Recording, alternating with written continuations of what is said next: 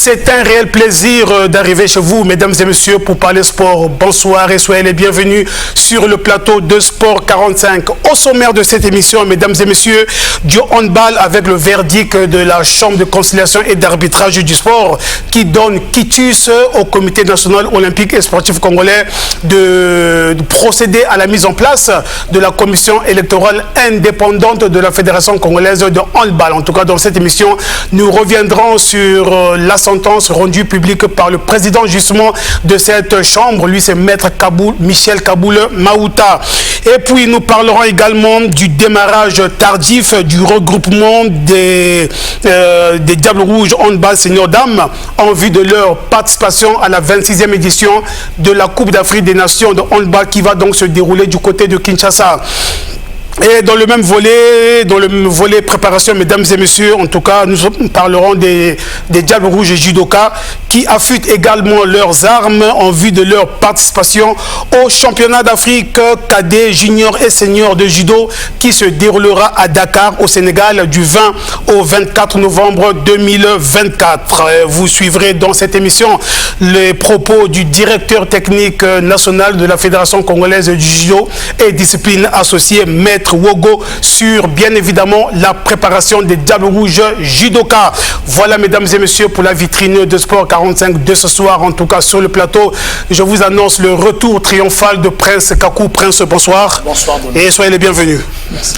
Prince n'est pas seul, comme vous le constatez, mesdames et messieurs. Les habitués de ce plateau, les inconditionnels habitués de ce plateau sont bel et bien là. J'ai donc cité Bello Kisikila. Bello, bonsoir. Bonsoir. Serge Désiré Kouboulo Canabio, bonsoir. Bonsoir.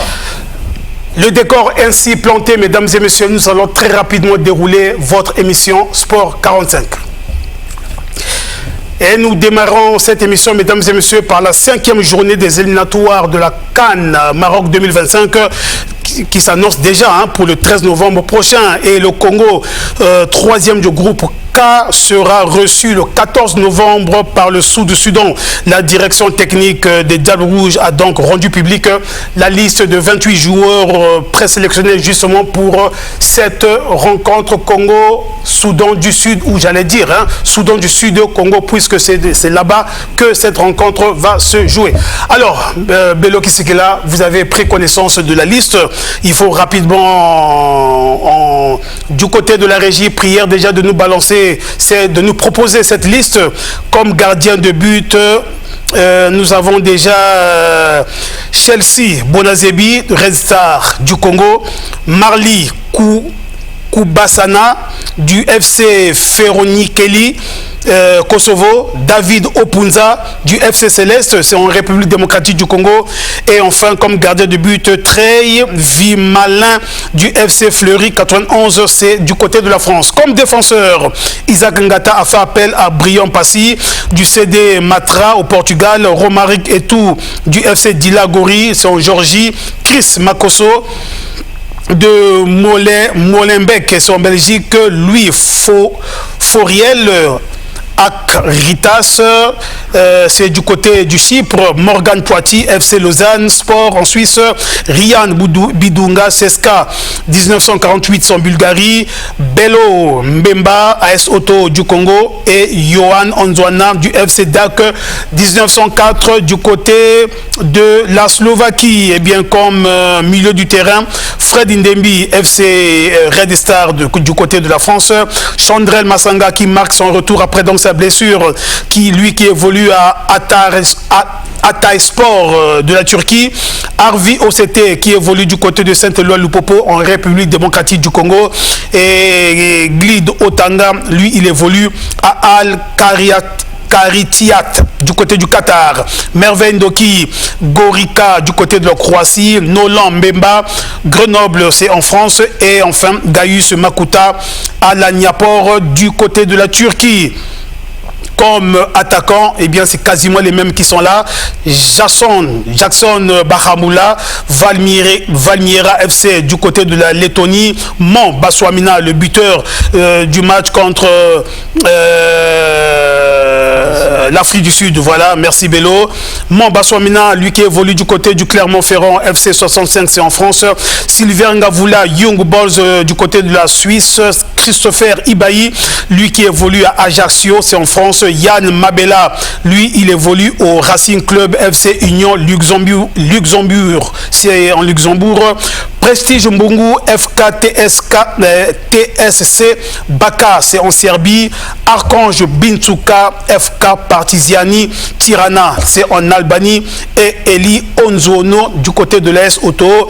Et enfin, comme attaquant, en tout cas, Isaac Ngata a fait appel à Beni Nomboka du FC Céleste du côté de la République démocratique du Congo.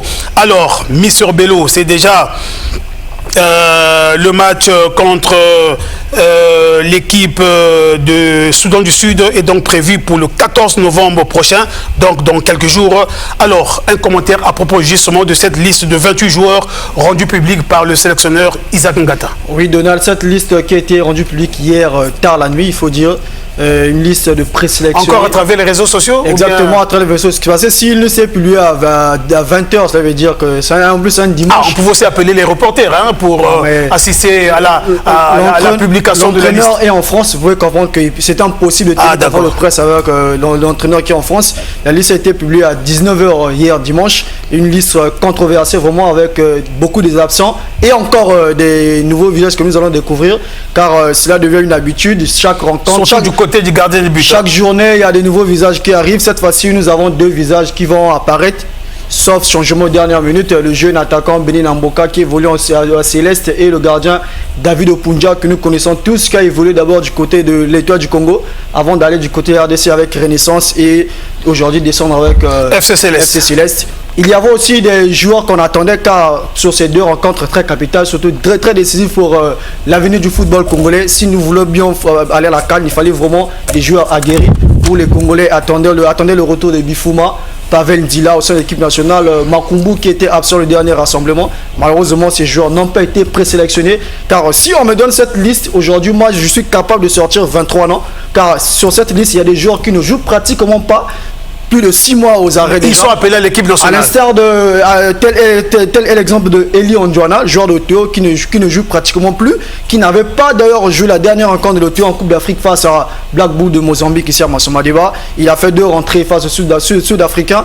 Berlon Bemba qui était très bon, mais après le match face à l'Afrique du Sud, en aller-retour, qu'est-il devenu Berlon Bemba? C'est un joueur qui est à la maison, qui passe son temps dans les salles, alors que si nous voyons encore sur la ligne des gardiens de but, nous allons retrouver un retour de Koubasana, un gardien qui évolue du côté de Kosovo. Ça fait très mal car nous allons énormément parler de ce joueur de Kosovo. Il y a encore un joueur de Céleste, une équipe qui ne joue pas le premier rôle du côté de la RDC, une équipe qui joue au milieu du tableau, une équipe qui a même frôlé la relégation l'année dernière du côté de la RDC, même si l'équipe a eu à disputer la finale à la Coupe du Congo en République démocratique du Congo, perdu 1 but à 0. C'est peut-être cette référence qui a fait que Isaac Ngata puisse l'appeler, peut-être. Je pense pas parce qu'en équipe nationale c'est le mérite.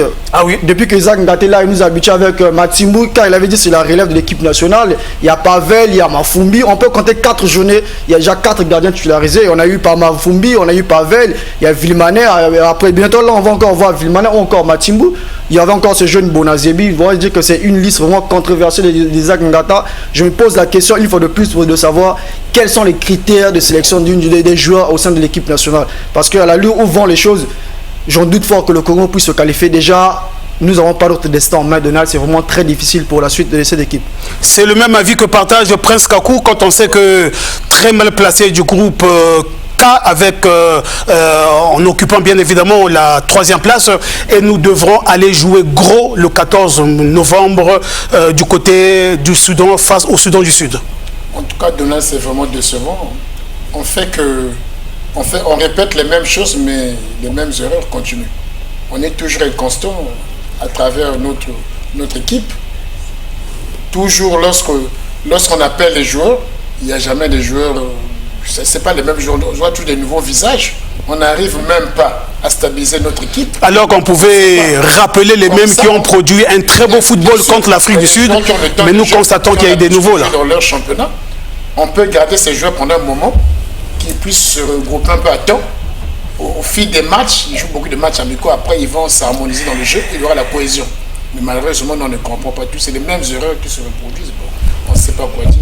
C'est vraiment l'amateurisme. Serge Désiré Kouboulekana, le Congo a-t-il encore son destin en main pourvu de gagner au Soudan par miracle, bien sûr, et gagner ici le 19 novembre à l'occasion de la 6e et dernière journée face à l'Ouganda? Oui, c'est comme vous venez de le dire tout à l'heure. Le mot qu'il faut vraiment, c'est le mot que vous venez d'attribuer tout à l'heure, par miracle.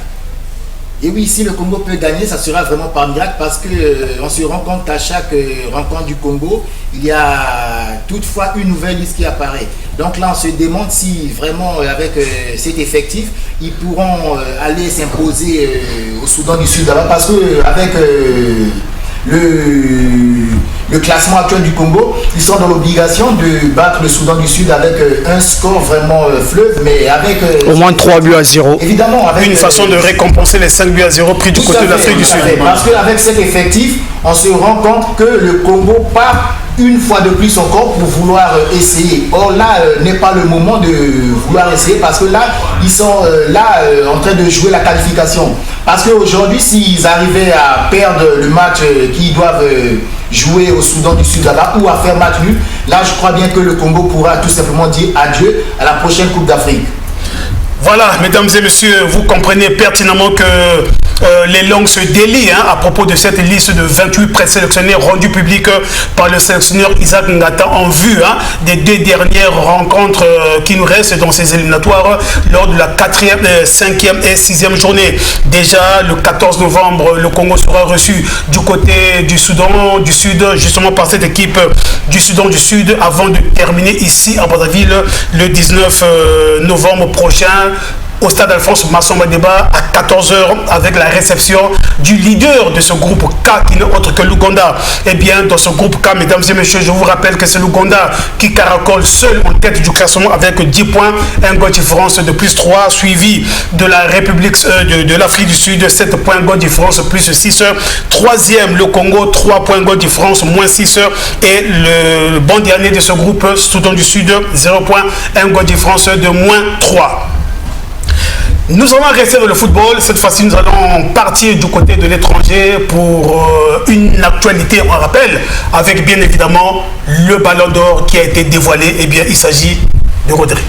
Oui, Ballon d'Or, Rodri qui a créé beaucoup de débats déjà. Il faut dire que nombreux ne sont pas d'avis avec France Football, où je vais commencer par le Real Madrid, parce que les Madrilènes ont carrément boycotté cette cérémonie de remise de Ballon d'Or. Ils n'ont pas effectué le déplacement. Pour eux, ils voulaient que le Ballon d'Or puisse être remis à Vinicius, mais vu les critères qu'on nous a montrés, je pense qu'il sera vraiment... Il réfléchit de faire un débat sur ça, car Vinicius ne remplissait pas les critères. Parce que je vais me limiter sur 2 points. Lorsqu'on voit les performances en équipe nationale entre Rodri et Vinicius, il y a un problème. Vinicius a joué la Copa comme étant le joueur phare du Brésil. Malheureusement, il a quitté la compétition très tôt, à la phase des poules, et en marquant 0 but, alors que Rodri, un milieu défensif que personne n'attendait pendant la Coupe d'Europe, était l'architecte, le métronome de cette équipe espagnole, si on peut dire même le maître d'orchestre. C'est lui qui savait donner le tempo à tout le monde à n'importe quel moment afin d'animer l'équipe. Mais sur le deuxième point que je peux ajouter, sur le plan aussi fair play, Vinicius est un joueur qui prend énormément de cartons, qui provoque énormément aussi des joueurs des autres et des supporters. Contrairement à Rodri, un joueur très tranquille, qui ne parle pas, qui se focalise dans le jeu et les performances. Lorsqu'on voit un milieu défensif qui vous marque 15 buts en une saison, c'est vraiment énorme. C'est des choses qui arrivent rarement. Nous avons connu les Claude Makelele, les Michael Essien, les Busquets, des joueurs qui ne marquaient quasiment pas. Il y a Makelele et Essien qui ne marquaient quasiment pas. Donc il fait toute une saison, il te joue 35 rencontres, 0 but. Mais avec Rodri, un milieu défensif qui te joue 36 matchs, il marque 14 buts. Je pense que c'est amplement mérité. Surtout au côté de trophée, il est énorme. Le Ballon d'Or. Oui, Donald, moi je peux dire que... Il est mérité. Non, c'est le Ballon d'Or le plus controversé de l'histoire du football. Vu les performances individuelles de Vinicius, je pense qu'il méritait quand même d'avoir ce Ballon d'Or. Mais c'est peut-être au vu du comportement de Vinicius qui a fait de telle sorte qu'il puisse rater ce Ballon d'Or. Même si la Coupe américaine n'a pas été tellement belle, il a fait quand même quelques éclairs de jeu. Cette fois-ci, le comportement du joueur a été quand même pris en ligne de compte. Mais sinon, logiquement, aux yeux du public, tout le monde sait que Vinicius, vu ses performances individuelles. Les logiques étaient respectées, c'est Rodri. Il le méritait. Rodri a ses performances individuellement, la manière qu'il a porté l'équipe Vinicius, même si la coupe n'était pas tellement, mais il a fait quelques éclairs. Mais au vu de la saison et ce qu'il a eu à réaliser, je pense qu'on pouvait quand même l'attribuer le ballon d'or, ou même un autre joueur du Real Madrid, comme par exemple Bellingham, Jude Bellingham, ou même Carvajal, qui a fait aussi des espoirs. Mais je pense que là, il y a des discussions quand même. Hein. En tout cas, le vin est tiré, il faut le voir. Vinicius devrait encore attendre.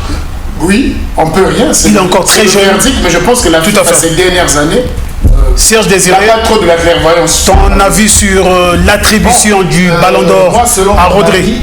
Selon mon avis, depuis même avant le jour même de la cérémonie du ballon d'or, déjà il y avait des fuites qui disaient que le ballon d'or devait être octroyé à Rodri. Parce qu'aujourd'hui, beaucoup de personnes ont eu à faire le bruit là-dessus.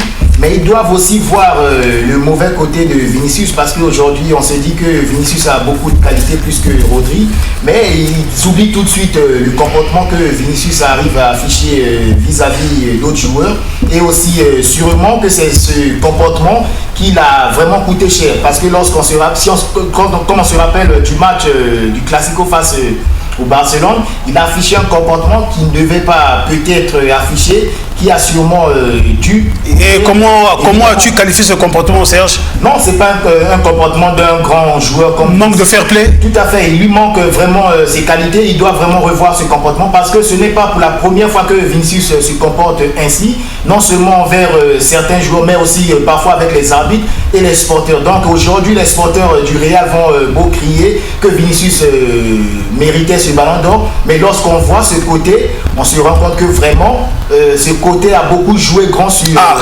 c'est un côté qui lui a causé préjudice. Évidemment. Voilà, mesdames et messieurs, le vin est donc tiré, il faut le boire. C'est Rodri, hein, le ballon d'or 2024. Vinicius, il est encore très jeune.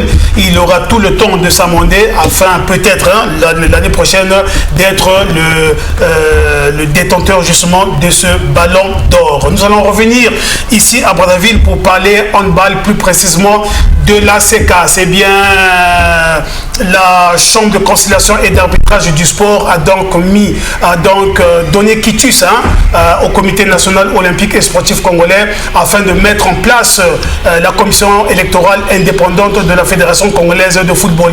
En tout cas, c'est l'essentiel à retenir de leur sentence rendue publique par le président justement de cette chambre, Maître Michel Kaboule Maouta. Je vous propose de dessus justement un extrait de ce verdict. Reçoit M. Bingundu Ndiku Avicenne Cléophas en son action.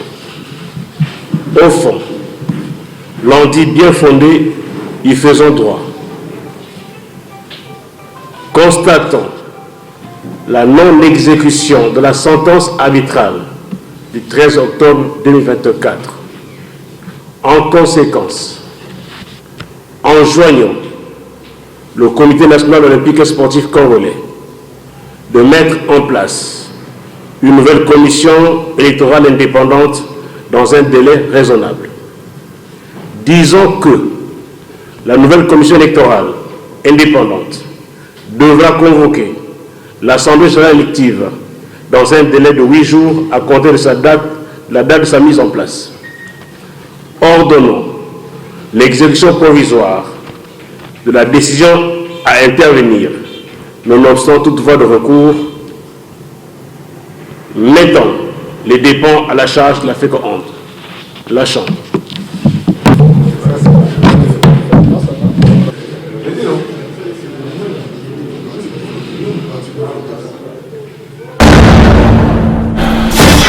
Voilà, mesdames et messieurs, à la fin de ce verdict, en tout cas, nous avons recueilli les propos du requérant Avicenne Ndiku. Écoutez ce qu'il nous a dit après justement ce verdict. Il s'agit d'expliquer au monde handballistique le verdict qui a été prononcé par la Chambre de conciliation et d'arbitrage du sport congolais. La CECAS vient de rendre son verdict en disant que la charge incombe désormais au Comité olympique national congolais de mettre en place une commission électorale indépendante qui, elle aussi, aura 8 jours dès qu'elle est mise en place pour l'organisation, tout simplement, des élections de la Fédération congolaise de handball. Et il est très important qu'on note et qu'on comprenne ce verdict. Les deux parties, nous repartons, donc au moment le ballon repart au centre. Nous allons repartir aux élections, mais cette fois-ci, c'est le Comité olympique national congolais qui organisera les élections. Tout simplement, c'est ça. Voilà, nous restons au handball cette fois-ci, allons sur l'aire de jeu pour dire que le Congo prendra part à la 26e édition de la Coupe d'Afrique des Nations de handball senior dames qui va donc se dérouler du côté de Kinshasa en République démocratique du Congo du 17 novembre au 7 décembre prochain. Eh bien, le Congo logé dans le groupe K avec l'Égypte, l'Algérie, le Cap-Vert, le Kenya, en tout cas. Le Congo est le seul pays qui venait à peine de commencer avec les séances d'entraînement. Le regroupement s'est fait il y a à peine la semaine dernière. Voilà, alors, quand on sait que la CAN, c'est quand même le haut niveau, est-ce que tous les ingrédients seront vraiment rassemblés pour que nous allons faire parler de nous ou bien nous y allons, mais alors pour aller faire de la figuration? Prince. Ah oui, Donald, ça vraiment... Il y a à manger, à boire dans ce problème. En tout cas, c'est un peu comme au niveau du football, le handball aussi. Nos sports tâtonnent. On voit toujours de l'ordre, l'organisation. Comme j'ai toujours dit, si au niveau de l'administration du sport, les choses ne marchent pas, il est très facile que sur le terrain, on ne puisse pas avoir des résultats. Donc, je pense qu'on doit mettre un peu du sérieux. On a des joueuses de talent. Dans notre handball, on a des joueuses de talent. Donc, il suffit de mettre du sérieux, de les encadrer. Il y a la diaspora, même au niveau national. Si on fait cette symbiose avec un peu du sérieux, de la rigueur, je pense qu'on peut avoir des résultats. Mais tels que les choses. C'est un peu à l'image du football. Groupe A du Congo, le Sénégal, l'Algérie, l'Égypte, le Cap-Vert, le Kenya et le Congo. Donald, Pierre de Coubertin disait que l'essentiel est d'y participer. Je me pose la question, où sur la carte de l'Afrique, où se trouve la RDC? Parce que si à ma connaissance, lorsque j'apprends que la RDC est à 6 minutes le Kinshasa est à 6 minutes de Brazzaville et que nous sommes ici avec beaucoup les peines du monde de nous préparer d'abord chez nous ici à Brazzaville. Déjà que le stage du Maroc a été annulé. Un énième stage. Je pense que les Congolais sont focalisés sur le football tout en oubliant d'autres disciplines où il y a des performances. Aujourd'hui, avec l'handball, aujourd'hui le Congo vient au moins une médaille. Si ce n'est pas la deuxième, c'est la troisième place. Mais au football, là où il y a les échecs à répétition, tout le monde se focalise. Regardez comment l'équipe nationale est délaissée. C'est comme une équipe abandonnée, une équipe orpheline qui n'a pas de père ni de mère, qui s'entraîne pour préparer une compétition continentale de haute gamme, la Coupe d'Afrique, où il y a des équipes bien aguerries qui sont déjà 4 mois de préparation, mais le Congo vient à peine de terminer la préparation avec des joueuses qui ne sont pas en jambes, mais c'est choquant de voir au plan 21e siècle le Congo toujours dans les mêmes pratiques, où nous rêvons plus l'exploit ou les miracles Dieu va faire, mais Dieu ne fait pas aussi dans la saleté. Il faut être propre pour que Dieu puisse agir. Là, c'est la saleté qui est en train de s'organiser. Est-ce que nous allons aller en RDC pour honorer le pays ou bien aller prendre des raclés? Mesdames et messieurs, je m'en vais simplement vous dire que dans ce groupe, eh bien, le Sénégal qui a déjà bouclé son stage de 7 jours le 26 octobre dernier à Alger, avec à la clé 2 victoires face au Fennec d'Algérie. Eh bien, les Lions de la Teranga attendent le dernier stage en France avant donc de rallier Kinshasa en République démocratique du Congo. L'autre adversaire du Congo, eh bien, les Pharaons d'Égypte, requinqués par la 3e place que Al-Ali a occupée lors de la dernière Coupe d'Afrique de club champion qui s'est jouée du côté du Maroc. Et bien donc je disais que les Pharaons d'Égypte poursuivent leur préparation au niveau local avant donc d'aller boucler cette préparation du côté de la France. Ça sera donc en mi-novembre. Et bien même le Cap-Vert, les Cap-Verdiens, mesdames et messieurs, au moment où nous parlons, les Cap-Verdiens sont du côté du Portugal. Vous savez pertinemment que quasiment, hein, c'est l'ossature de cette équipe Cap-Verdienne, en tout cas, est du côté du Portugal. Eh bien, venons-en à l'Algérie. Eh bien, le Fennec d'Algérie, pour l'instant, ils ont eu 2 stages, un stage du côté de la France et le deuxième stage du côté de la Macédoine. Et au moment où nous parlons, ils sont les Fennecs d'Algérie, hein, les dames sont revenues du côté d'Alger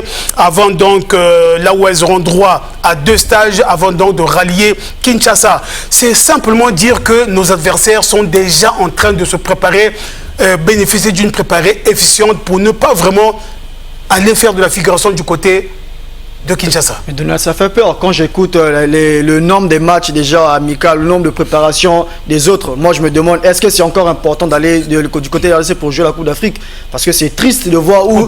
On peut prendre un forfait et accepter de prendre Exactement, on a pris ça au football face au Niger où il fallait simplement se déplacer pour les RDC. On a accepté de prendre un forfait 3-0, pourquoi pas le faire avec l'handball au lieu d'aller se faire humilier du côté de la RDC. Je pense qu'il faut être aussi honnête, lorsqu'il n'y a pas les moyens, il faut abandonner. Au football, il n'y avait pas de moyens, il n'y avait pas quoi, il faut dire. On a déclaré forfait face au Niger. Au handball aussi, il n'y a pas de préparation, il n'y a pas de motivation. Les joueurs ne sont pas déterminés, ne sont pas bien structurés. Je pense que les conditions ne sont pas réunies, si je peux dire en général. Donc c'est mieux de déclarer forfait. Lorsque vous voyez des équipes aller se préparer au Macédoine, en France, au Portugal, mais le Congo est où? Et au gymnase Nicole Oba, Donald de Goma, je pense que on doit laisser les choses au clair. Et une préparation qui a commencé quand? Il y a à peine quelques jours. C'est choquant. Je pense que je vais me limiter là pour ne pas causer trop de dégâts. Il y a un adage qui dit reculer pour mieux sauter. Pour anecdote, je dis que les Diables Rouges, ils ont remporté la CAN de 72 à Yaoundé. Ils n'avaient pas participé à la CAN de 70 à Khartoum. Ah oui, c'était des années blanches. Après la débâcle d'Asmaran 68, les autorités avaient jugé. Trop nostalgique. Non, mais c'est des leçons à tirer. C'est des leçons à tirer. Donc, pour une meilleure préparation des revenus en force, on a remporté. Ça sert de leçon. Donc, c'est un peu ça. Alors, Monsieur Donald, dans votre qualité d'attaché de presse du club multidisciplinaire de la DGSP, que s'est-il passé? Parce que là, on nous a appris que la DGSP aurait refusé ses joueurs à l'équipe nationale. Ah oui, Prince Serge Désiré Kouboulokana, vous faites très bien de me poser cette question pour essayer un peu de dissiper les malentendus autour de cette affaire, parce qu'à travers les réseaux sociaux, cette affaire est mal comprise, cette affaire est mal prise. En fait, c'est l'occasion où nous devons donc éclairer la lanterne. En fait, l'incident qui s'est produit du côté du gymnase Nicole Oba, lorsque les joueuses de la DGSP, les dirigeants sont allés pour aller demander aux joueuses de quitter l'équipe nationale. Non, en fait, la DGSP, la Fédération congolaise de handball, a écrit à la DGSP pour leur dire que bon, nous avons besoin de 6 joueuses pour l'équipe nationale. 6 joueuses pour l'équipe nationale, sachant pertinemment que la DGSP s'était retirée du championnat départemental, n'avait même pas pris part au championnat national. Moins encore, n'a pas pris part à la dernière compétition africaine qui s'est déroulée au Maroc. Et donc, nous avons pensé que non, mais nos joueuses, non seulement n'étaient pas au point, parce qu'elles ont fait quasiment 7 mois sans jouer, parce que nous disons que non, mais à l'équipe nationale, on appelle les meilleurs. Mais d'où vient-il que non, ces 6 filles, je m'en vais rapidement vous les rappeler. Il s'agit donc de Nupsia Mouele, Sylvie Matondo, Grace Zoubabela, Chardel Matondo, Mongo Makwala et Simao Yvette. Et donc parmi ces 6 filles, il y a 6 filles, parmi ces 6 filles, il y a 4 filles qui ont donc foulé aux pieds les directives des dirigeants du club. Les clubs avaient dit, n'avaient pas répondu à la correspondance de la Fédération congolaise de handball, parce que le club avait jugé que il faut aider la fédération et donc il faut aider le pays.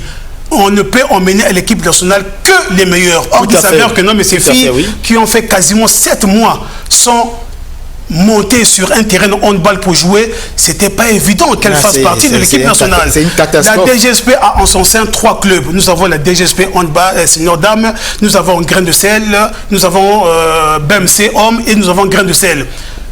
nous, la DGSP pensait que c'est peut-être grain de sel où on devrait puiser quelques joueuses. Mais à notre grande surprise, on vient puiser à la DGSP qui a longtemps n'a plus joué 7 mois aux arrêts. Et vous imaginez, il fallait près d'une année. Ce que le staff technique de la Fédération congolaise de handball pouvait peut-être faire à la rigueur, aller puiser dans grain de sel qui a au moins pris part au championnat départemental et au championnat national. Mais vous venez puiser 6 joueuses. Et le drame sur lequel les dirigeants de la DGSP, ils ont vu loin.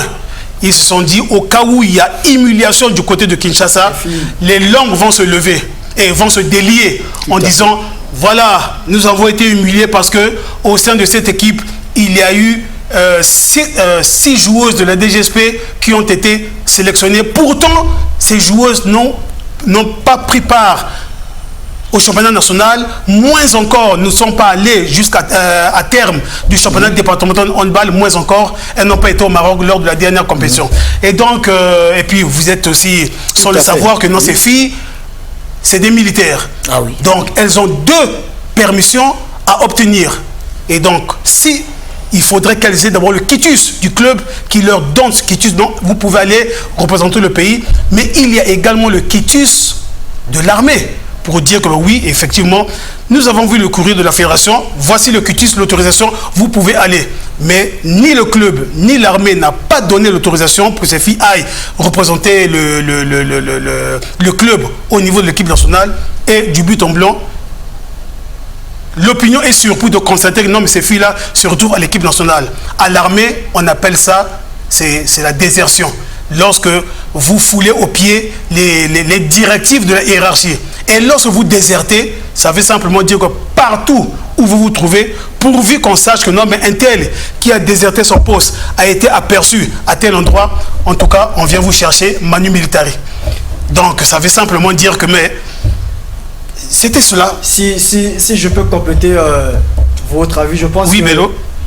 S'il y a des dirigeants comme les dirigeants de la DGSP aujourd'hui, je pense que l'handball congolais va aller de l'avant. Parce que prendre 6 joueuses qui n'ont pas de compétition, qui ne sont pas en jambes, qui sont égarées pendant 7 mois. On les a pris pour faire plaisir à l'équipe nationale. Je me demande, est-ce que c'est par infinité ou bien par récompense ou comment? Parce qu'on ne peut pas prendre une joueuse qui est à la maison égarée pendant 7 mois. À l'équipe nationale. Un mois, une semaine, on peut comprendre, mais à l'équipe nationale. Au moment où il y a eu des équipes qui ont été en jambes, il y a eu BMC, Grain de Sel au Théo. Donc cela prouve déjà le niveau du sélectionneur que nous avons. Parce que à prendre 6 joueuses qui ont 7 mois à la maison, alors que tu as des clubs qui ont participé à une saison régulière au niveau, sur le plan local et continental, les mettre de côté pour prendre ces joueuses. Je me pose la question, le sélectionneur voulait faire plaisir à qui? Est-ce le dirigeant de la DGSP ou aux filles? Ça, on doit se poser la question parce que c'est difficile à comprendre. Pour moi, je suis très étonné de comprendre qu'un sélectionneur qui prend 6 joueuses qui ont fait 7 mois à la maison, mais pourquoi pas prendre les joueurs qui sont déjà à la retraite? Par exemple. Parce que lorsque vous prenez 6 joueuses qui ont fait 7 mois à la maison, mais ceux qui sont à la retraite, il faut les rappeler aussi. Bien sûr. Parce que vous êtes déjà incapable d'établir une liste d'une équipe compétitive pour aller défendre. Et puis, Bello, il faut ajouter non seulement ces 6 joueuses n'ont pas de compétition dans les jambes, ça fait déjà 7 mois, mais parmi les 6 filles, il y a des malades. Voilà. Il y a des malades. Donc là, le sélectionneur, oui, tout à fait. Le sélectionneur aussi est le premier responsable. Je vous prends le cas de Mouele Missamou. Déjà, le docteur Ikapi, il est là. Nous pouvons nous rapprocher de lui, il nous dirait la même chose, qui devrait logiquement se faire opérer. Mais jusqu'à présent, en tout cas, la DGSP a réuni toutes les conditions pour que cette opération chirurgicale se fasse. Malheureusement, ça n'est pas le cas. Et donc, a sélectionné quand même. Elle est là. Et même Sylvie Matondo, le jour où il y a eu réunion, c'est le jour où le club apprend que non, mais Sylvie Matondo a été appelée à l'équipe nationale, alors qu'à l'instant même, le docteur essaie de faire un bilan de toutes ces filles en disant que non, mais Sylvie Matondo, logiquement, devrait encore être en repos médical pendant 2 mois. À la grande surprise, les voilà tous à l'équipe nationale. Et donc, la DGSP a simplement voulu qu'il n'y ait pas une humiliation de ce côté-là, une humiliation, afin que on aurait dû prendre d'autres joueuses que de prendre le joueur de la DGSP. Voilà pourquoi, jusqu'à présent, en tout cas, le courrier n'a pas été, enfin, la réponse de la DGSP n'a pas été parce que, mais là, évidemment, là déjà, avec toutes ces explications que vous avez eu à donner, on comprend très bien les raisons pour lesquelles la DGSP a refusé que ces joueuses puissent participer à cette Coupe d'Afrique. Parce que déjà, lorsqu'on entend toutes les explications que vous avez eu à donner, et là tout de suite, on comprend qu'ils ont parfaitement raison de refuser ces joueuses de participer à cette CAN. Parce que déjà, quand vous voyez les joueuses qui ont eu à faire pratiquement 7 mois à la maison sans pourtant avoir c'est toute une saison déjà. Du jeu dans les jambes, là déjà, on comprend tout à fait pourquoi les dirigeants ont décidé ainsi. Voilà, en tout cas, donc il fallait vraiment mettre la lumière autour de cette affaire qui défait la chronique à travers les réseaux sociaux. En fait, la DGSP, en procédant de la sorte, a simplement voulu rendre service au staff technique. Comme le général de brigade Serge Boua le dit souvent, au sport, on ne triche pas. Eh bien, si vous trichez, ça finit toujours par vous rattraper. Voilà, mesdames et messieurs, nous allons à présent parler du volleyball pour dire que la 10e édition des championnats zone 4 des clubs de volleyball 2024 a rendu son verdict vendredi dernier. Eh bien, en finale dame, l'Ito Team du Cameroun a battu la DGSP du Congo par 3-7-0 et en messieurs, Port autonome de Douala du Cameroun l'a emporté devant la garde républicaine de la République démocratique du Congo sur le score de 3-7-1. Je vous propose de suivre un extrait de ce match.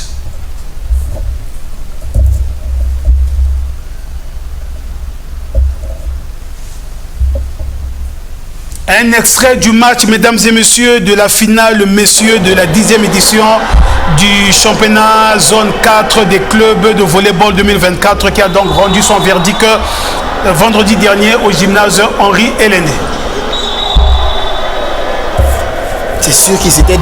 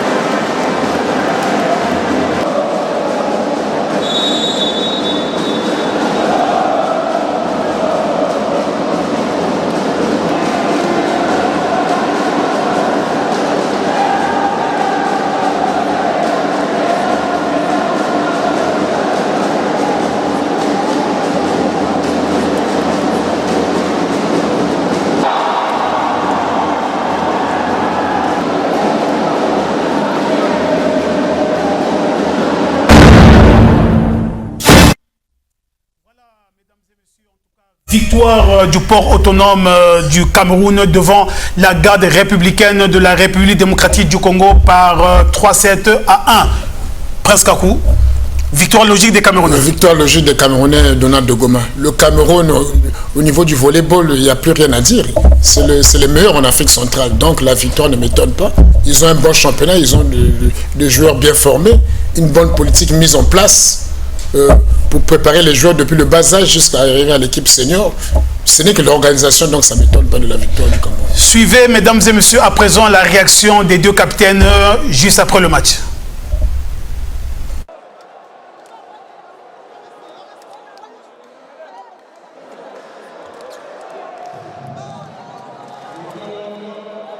Fabassou Jackson, capitaine de Port Autonome de Douala.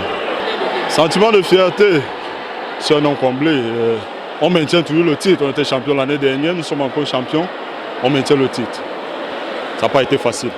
Le discours du coach, au premier set, on était un peu dispersé. Le coach nous a rappelé qu'il faut être un peu discipliné dans le jeu.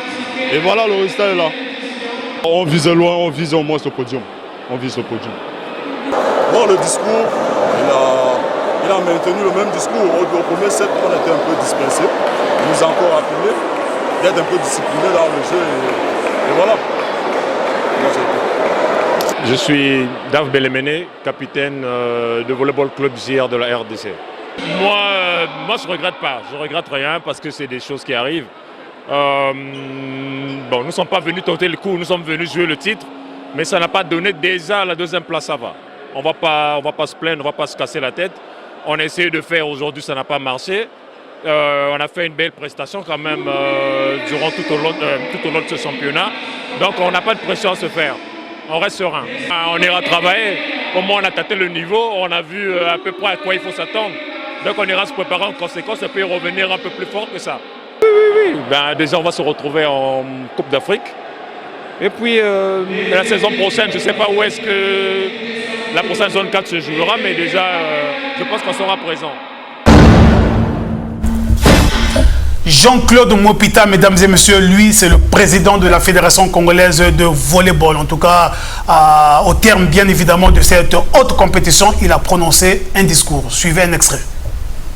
Après 10 jours de compétition, nous voici au terme de la 10e édition de nos championnats zone 4 des clubs de volleyball seniors, messieurs et dames.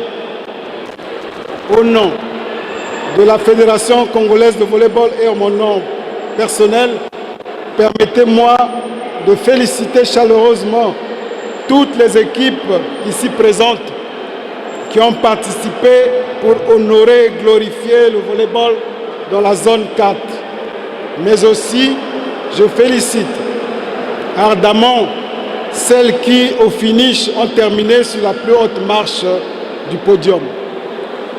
Mes félicitations s'adressent également aux individualités qui ont excellé brillamment dans les différents compartiments de jeu, notamment en attaque, au contre plutôt, à la passe, à la réception et au service. Cependant, à tous ceux qui n'ont pas pu accéder à la plus haute marche du podium, il vous revient de tirer les leçons de votre contre-performance. Mesdames et messieurs, chers sportifs, il n'est pas exclu de croire que des manquements ont été observés dans notre organisation. Mais la perfection n'étant pas de ce monde, vous voudrez bien nous en excuser. Chers dirigeants et encadreurs des équipes, nous vous félicitons et vous encourageons pour votre sens élevé de responsabilité et votre esprit d'équipe. En effet, tout s'est joué dans le respect des lois et règles de jeu et le niveau technique des rencontres a été très bon. Nous adressons des éloges aux membres de toutes les commissions qui ont bien œuvré pour le bon déroulement de ce 10e championnat zone 4 des clubs de volleyball. À l'image de la commission d'arbitrage et la commission technique qui ont bien mené leurs tâches. Monsieur le Président de l'Union des fédérations nationales de volleyball de la zone 4, la mission que vous aviez confiée à la Fédération congolaise de volleyball a été ardue, mais le succès a été au bout de la volonté, comme pour dire qu'à cœur vaillant, rien n'est impossible. Nous sommes très fiers d'avoir mené le bateau championnat zone 4 des clubs de volleyball 10e édition à bon port. Monsieur le Président de la zone 4, nous vous disons une fois de plus merci et nous vous souhaitons également plein succès dans la poursuite de votre mission de développer et promouvoir le volleyball dans notre zone. Voilà, mesdames et messieurs, parlons à présent judo pour dire que la ville de Dakar au Sénégal abritera du 20 au 24 novembre 2024 les championnats d'Afrique de cadets, juniors et seniors de judo. Dans cette émission, mesdames et messieurs, je m'en vais vous proposer la réaction du directeur technique national de la Fédération congolaise de judo, Maître Wogo, sur la préparation. Le Diable Rouge judo se prépare dans les bonnes conditions. Nous avons plus que attelé un travail qui est dans le processus de suivre la grande messe qui sera organisée à Dakar pour le compte de la Coupe. C'est bien juste, c'est pas le championnat, mais c'est la Coupe d'Afrique, cadets, juniors et seniors. Et nous avons déjà un plan de travail qui est déjà là avec nous. Donc on est en train de maintenant, sur les 4 vecteurs de travail, nous avons l'endurance, vitesse, endurance force que nous allons peaufiner pour que nous mettons les athlètes dans les bonnes conditions. Ils sont 45. Repartis, on divise par 3. Donc c'est le nombre que nous avons, je crois une 45, divisé par 3. Nous trouvons déjà le résultat qui est là. Et donc il y a les cadets. Et il y a des seniors et des juniors, hommes, mesdames. Nous avons commencé, c'est déjà depuis près d'un mois que nous avons déjà commencé à planifier, à travailler là-dessus. Nous avons un delta, disons le développement à long terme des athlètes de 14 ans à 18 ans. Parce que nous prenons cette marge de temps à un certain moment pour essayer un peu d'évaluer à la longue le travail qu'on fera jusqu'à une semaine après, avant le départ. J'ai prévu un cycle de travail, un microcycle d'1 mois, et ce cycle-là correspond bien exactement avec la compétition. Le point logistique, je me limite sur le tapis avec les athlètes, mais sur le reste, c'est à l'administration. Bon, je suis très confiant, effectivement, pour que nous lançons déjà la nouvelle saison.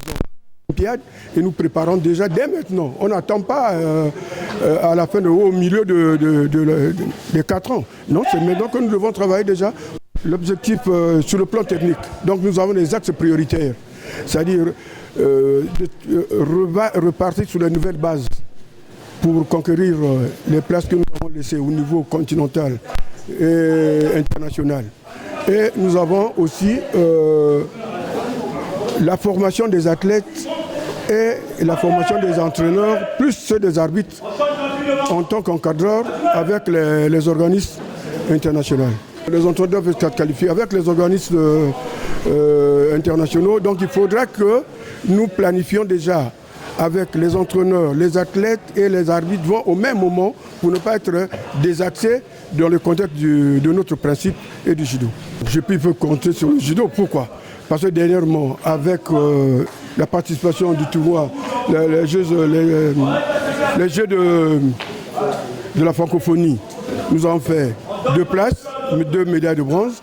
Et au niveau des Jeux africains, on a placé une barre très haut avec 5e place et 7e place.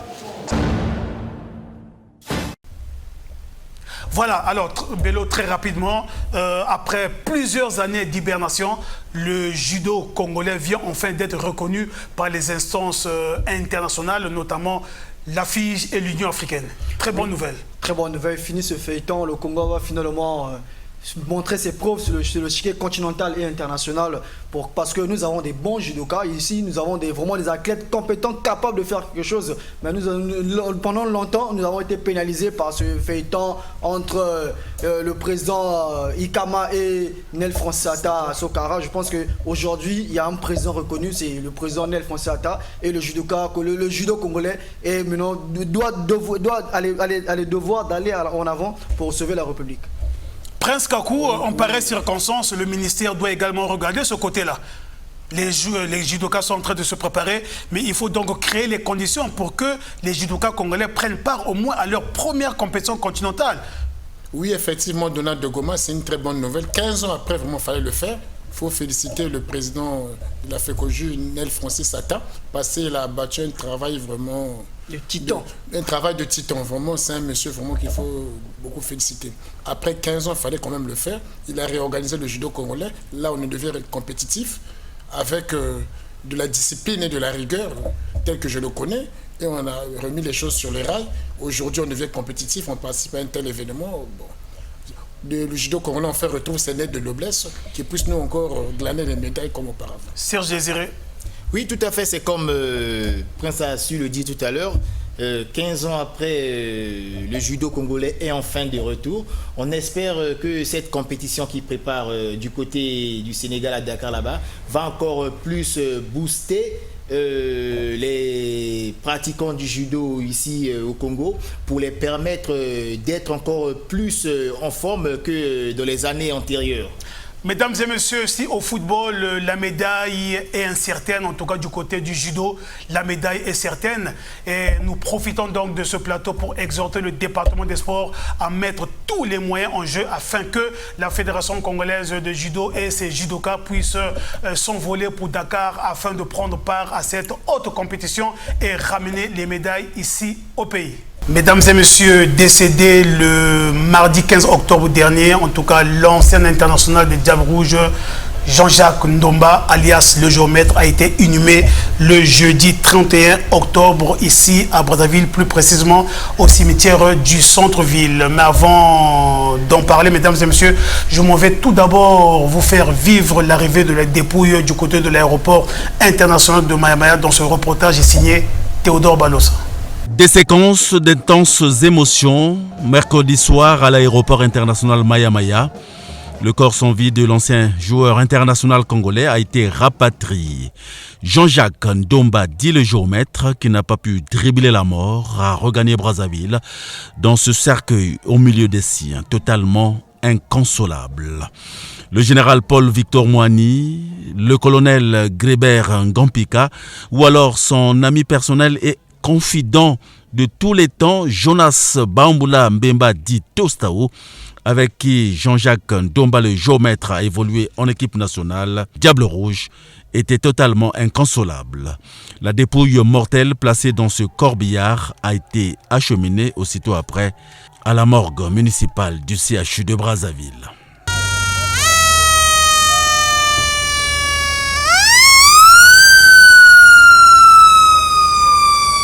Peu avant l'arrivée de la dépouille mortelle de l'illustre disparu, dans le régulier d'Air France, quelques anciens joueurs triés sur le volet se sont bien voulu prêter à notre micro, non sans émotion.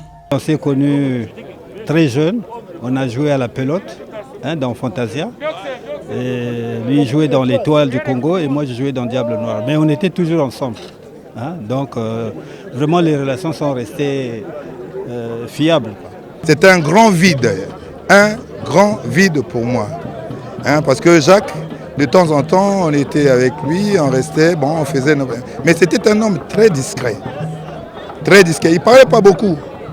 Et quand il y avait des gens qui parlaient, non, il se taisait. Il est là, il est en train de vous regarder. Mais pour moi, c'est vraiment regrettable. C'est un grand vide pour notre pays parce qu'on a perdu un grand joueur. Même son de cloche pour le coach Marie-Joseph Madjengela Madis. Le terrain, le gars avait des grandes qualités qui aujourd'hui on peut le comparer à des grands joueurs du moment. Mais en ce temps-là, c'était un peu ignoré. Mais c'était quand même une perle parmi les perles qui faisait la différence sur le terrain quand le moment était difficile. C'est un garçon qui ne parlait presque pas, qui n'était pas violent, mais qui vraiment se donnait dans le football. Et il faisait un football correct. En fait, il savait faire la différence.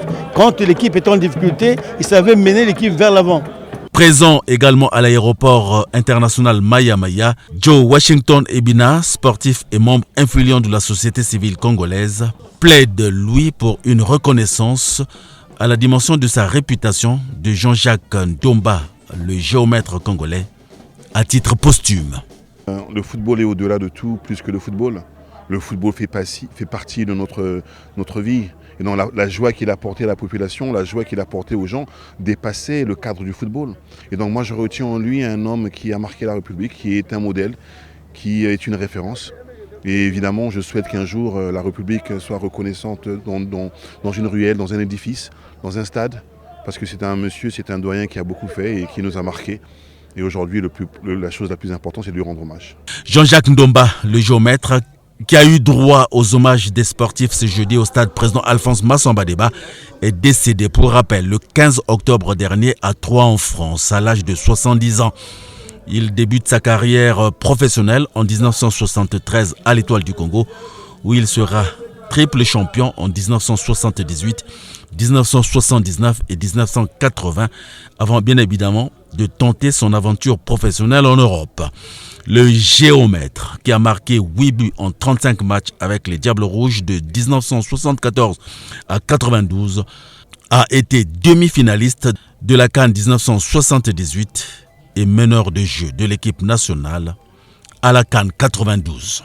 Et de reconnaissance décernée à Jean-Jacques Ndomba, le géomètre, à titre posthume, par le ministre des Sports Hugues Ngolondele, témoigne bien l'ultime hommage de la République à cet ancien Diable Rouge qui a fait la pluie et le beau temps du football congolais.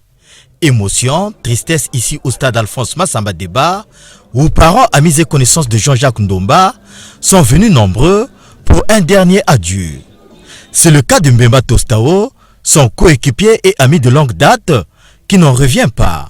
Tout comme le général Paul-Victor Moani, promoteur de l'Académie de football de Ngania, qui porte le nom de l'illustre disparu.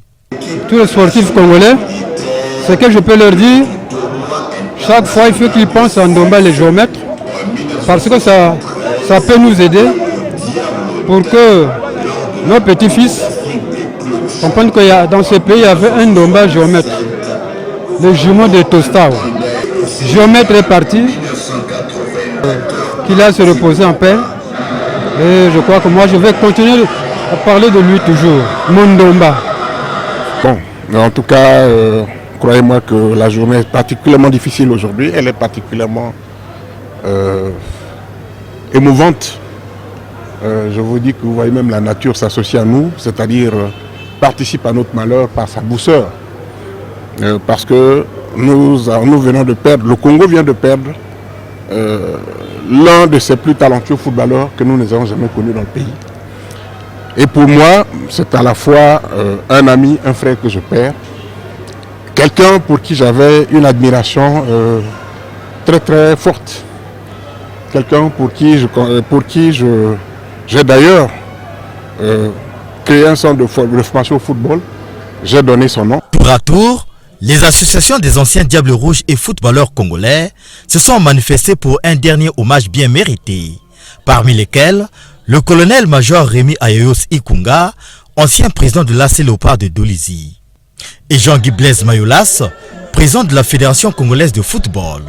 Décédé à l'âge de 70 ans à Troyes en France le 15 octobre dernier des suites d'une longue maladie, l'ancien international congolais Jean-Jacques Ndomba, dit le géomètre, restera dans les mémoires comme l'un des meilleurs joueurs que le Congo n'ait jamais produit.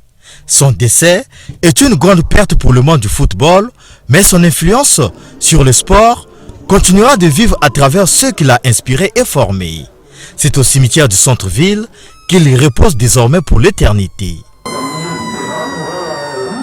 émission, c'est donc par les hommages de la République à cette icône, hein, cette légende du football congolais, Jean-Jacques Ndomba, le géomètre, que je m'en vais boucler cette émission. Merci à Henri Mavamou derrière la caméra. Merci à Roland Nyankekele du côté de la régie, mesdames et messieurs. Nessori Songa, journaliste sportif du côté de Pointe-Noire. Merci. Quant à moi, je vous dis au revoir. Toujours branché sur les programmes de votre chaîne de prédilection, la DRTV Internationale. Au revoir.